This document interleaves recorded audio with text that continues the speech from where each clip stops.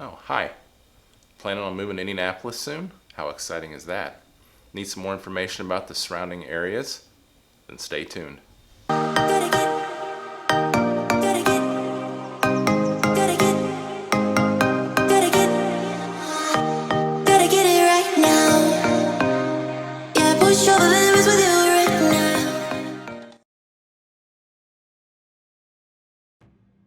Hi, thanks for joining me today. My name is John Kim. I'm with Everlane Realty Group here in Fishers, Indiana, just a suburb of Indianapolis.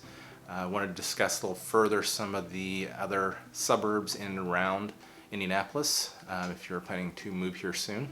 Hopefully we'll get you some information today to help you kind of pinpoint some of the areas and narrow down your search.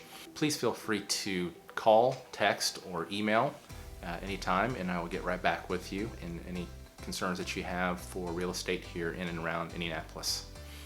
Today I wanted to talk about Noblesville. Noblesville is just north of Fishers. If you take 37, head north through Fishers, the next big city that comes up is Noblesville. Google has it about 37 minutes from downtown. It's an easy commute, right down 37, hit 465, and you can go either through 465 or you can head to the east side and jump on 70 and it'll take you right into downtown. Noblesville has a population of over 63,000. It's holding its own against Fishers and Carmel, and it's really developing nicely and definitely an area of attracting a lot more businesses and retail and families with their excellent school systems as well. As you turn west onto 32 and head towards downtown, about a couple miles in, you'll come up to the town square. It is just one of those neat town squares that has really transformed itself. A lot of restaurants, shops. It is a scenic little town square that everyone enjoys walking in the summertime. Just west of the town square, it lies right at the White River. And just west of there, that area has also developed and really transformed itself in the last 7-8 years, and it's a really neat place to come and take in outside amphitheaters, restaurants, shops, and whatnot. So again, just amazing to see the growth in Noblesville, and a spectacular place to spend an afternoon with your family. Just north of the town square, we have Potter's Bridge. Hi everyone, wanted to take you with me through Potter's Bridge here, located just north of downtown Noblesville. It's a nice trailhead to start and bike, run, hike, whatever you like. It just meanders down the White River and it'll go down to Forest Park, which is just north of downtown. Lots of things to do there and see as well. And if you want, you can shoot on up the trailhead and it'll take you all the way to Morse Reservoir. But this absolutely just gets jam-packed in the summertime with everyone exercising and wanting to take in the sights here.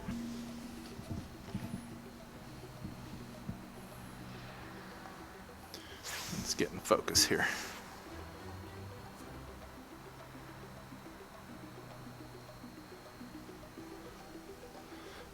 All right.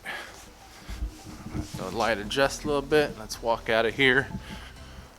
So this is part of the trail that is part of the Potter's Bridge. You can see back over here. That's the Potter's Bridge where we're standing at. This is some of the trail that goes to Forest Park. I'm not gonna walk too much further because it's freezing out here. Today there's a few bikers, but not too bad. I'm gonna walk down here. Also, the White River, for those who like fishing, it's a fantastic fishery for smallmouth. You'll see a lot of guys park right here on this side section of parking. They're donning their fly gear and their waders, and you'll see a lot of that happening here. And I've spent many hours in the summertime wading these rivers here and just taking in the scene. So we're coming up here and I'll pan around and show you some more of the trail that way. Really just kind of starts right here and and spend all day on these trails. So I was coming in here, I saw this placard board.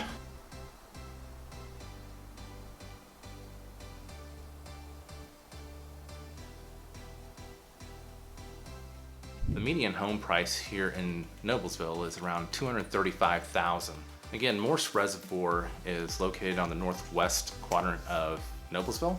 Half of the lake actually falls into Noblesville, and this is an area that you'll see a lot of million-dollar estates, very similar to Geist Reservoir and Fishers.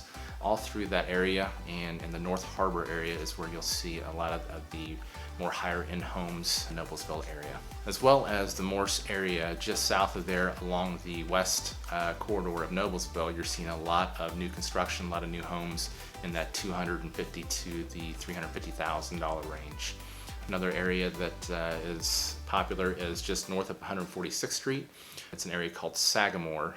It is a Jack Nicklaus golf course that you'll see a lot of the million-dollar estates in and around that golf course community. First-time home buyers that are looking to purchase newer homes should look in that Union Chapel area, also east of the White River. And there are many new construction homes being developed on the west side, just along the Westfield Noblesville border, anywhere ranging from $300,000 on up. We have neighborhoods like Carlton Heights that's starting at $250,000. We have Havenwood that's starting right around that $240,000 range. We have Brookston that's starting right around that $300,000 range. There's also Pebblebrook starting around $260,000. And then we have Wood Hollow, which is around the $340,000 starting range.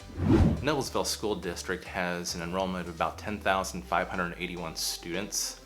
There is 8 elementary schools, there are 3 middle schools, and there is 1 high school. Noblesville High School is ranked 40th in Indiana according to US News. Plenty of restaurants in and around the 32 corridor. I would say something that as you're coming into Noblesville, definitely right on the town square, there's an Italian restaurant called Matteo's. They serve great Italian fare that sometimes gets overlooked, but it's a really neat atmosphere, great setting and great food, and definitely a stop as you're visiting Noblesville downtown. Westfield is the second city that I want to talk about today. It is located directly west of Noblesville and north of Carmel. It is located as you go up 31 through Carmel. The next major intersection past 146th would be the Westfield area. This area has just developed and again gets a lot of spillover from Carmel and has really transformed its city and taken advantage of all the influx of people and money and developed in retail along that 31 corridor. And 32 also intersects 31, and that is another major area of business. So the commute from Westfield to downtown Indianapolis is about 36 minutes. It's not the closest, but for those looking to work in and around the northern suburbs or in the north part of Indianapolis, Westfield is an extremely popular area, and it is anchored by a great school system. The population of Westfield is around 30,000, and it lies in and near that 32 to 31 corridor just north of Carmel. Westfield School District has 7,900 students enrolled currently. It has a student-teacher ratio of 19:1. US News has Westfield ranked 7th best high school in Indiana. Westfield School District consists of 9 elementary schools, 5 middle schools, and 1 high school. The median home price in Westfield is $232,000, which makes it very attractive. Some of the more affluent areas in Westfield kind of lie on that 146th Street border of Carmel, just north in that Spring Mill, so it's the southwest corridor of Westfield, and you're seeing a lot of the million-dollar estates and the higher-end homes on that section. Interestingly enough, on the northeast corridor, there is a little town called Hortonville, and we're seeing a bunch of new construction up there in the million-dollar range as well. I would recommend, as a first-time home buyer, looking at that southeast corridor located very close to 31 and 32, and we're seeing a lot of development and new construction in the price ranges of that $250,000 up to the $300,000 range. So I would start our search in that area. Westfield has really developed on its own with the restaurant scene as well. You're seeing a lot of breweries that are popping up, and I'd say two dimension would be Grand Junction. They just moved from the downtown area just north a few blocks, and they really have a nice outdoor scene with a little amphitheater style, huge garage doors to bring that indoor-outdoor feel. Great beer, great food. Field Brewery has just opened up as well, and they are located just on the east side of 31, on 32. They have a new construction. It's a really modern looking building. The owners came from Seattle and wanted to bring that Seattle vibe restaurant bar to Westfield, and really neat with a ton of windows. And although it's not the open garage and in and out that you have at Grand Junction, but you still have that same atmosphere because of the ginormous windows throughout the whole property. Also a great place to eat in Westfield would be Hoffa's Barbecue. It's a really neat barbecue, a little bit different than the traditional. So definitely if you're in the area, Hoffa's Barbecue would be a great place if you like that Southern barbecue flavor. Another major attraction when you're in Westfield is Grand Park, an area that's developed on the northwest side of Westfield. It is a massive sports complex. It's about 400 acres. As you're driving into Grand Park, you really get a sense of the size of this place. You have 26 baseball/softball diamonds, 31 multi-purpose fields for soccer and football/lacrosse, and also Grand Park Event Center, which has opened up in the summer of 2016. It's the centerpiece of the 400-acre Grand Park Sports Campus, one of the largest sports complexes in the world. The facility features 3 full-size professional turf fields, a great lounge bar area, retail space, locker rooms, offices for meeting space, as well as their administrative offices. It also includes multi-use space for trade shows like live entertainment, conventions, and special events programming, including large indoor field sports events in the massive 370,000 square foot facility. And also in 2016, the Pacers Athletic Center opened up its doors, in which it has 5 basketball courts and 2 multi-purpose courts. Grand Park has really anchored that northwest corridor, and you see a lot of retail shops and a lot of restaurants that's popped open just south of there, as well as hotels to accommodate the huge influx of people that are visiting for competition. The next town I want to talk about is Avon, Indiana. The population of Avon is around 18,000.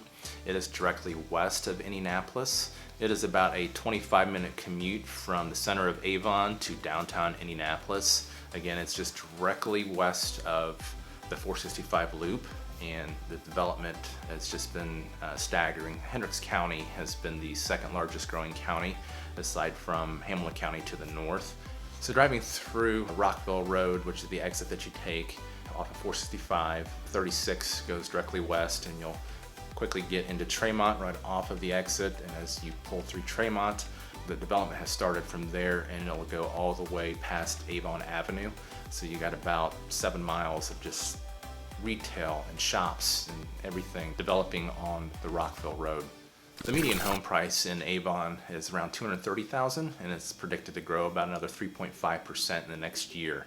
Typically the west and the southwest of Avon, you're seeing a lot more of the affluent areas of neighborhoods, but you also have pockets to the north and a lot of new neighborhoods like Timber Bend, Parks at Prestwick, Wood Creek Commons, Wood Creek Crossing, and the Forest Commons. They're also popular neighborhoods starting around that 400,000 range, and I'm seeing a lot of availability for new home sales in those areas. For those looking for the $200,000 to $350,000 range, just along that 36 corridor, you're seeing neighborhoods that just have availability just north and south of 36. Also, there's new construction the northeast in the Regency area. You have the Regency Estates, you have Camden as well, just south of the Regency, and those are nice new constructions that's going on. A very good area to start the search. Avon School District has about 9,500 kids enrolled currently. They have a 21-to-1 student-teacher ratio. They have 6 elementaries, and they have 3 middle schools and 1 high school. USA News has Avon High School ranked 12th in the state. Also worth mentioning is Avon High School's marching band. It seems like every year that they're winning the state championships, and they're recognized and have many national titles under their belt as well. While you're at Bangkok Kitchen, be sure to order the drunken noodles or the tiger garlic pepper. you'll thank me later. Thanks for joining me today. Again, my name is John Kim. I'm with Everlane Realty Group. If you have any questions, please feel free to reach out to me. Comment down below if there's any other areas of interest or anything that you'd like to see in and around Indianapolis, and I'll be sure to include those in future videos. Again, thanks for joining me today, and I'll talk to you soon.